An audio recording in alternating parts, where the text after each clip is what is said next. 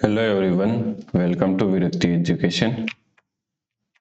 So 5 minus 5 is equal to 0. Okay. Then again 5 minus 5 is equal to 0.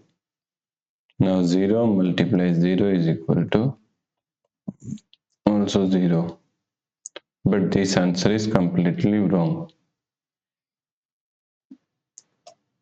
Now let's solve this problem correctly by using a PEMDAS rule. Okay.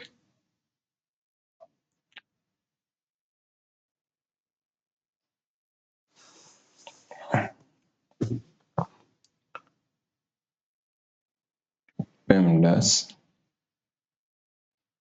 First priority is P means parenthesis, second priority is E means exponent, third priority is M means multiplication and D means division, both have equal priority, okay? And last priority is A means addition and S means subtraction, also both have equal priority. Therefore, we have to solve it from left to right, okay? Is equal to, in this question, one subtraction, one multiplication, and then again subtraction. So first priority is multiplication. Therefore, 5 minus, now do this multiplication, 5 multiply 5 is equal to 20. 5 minus 5. Now here is a subscription and here is also is a subscription.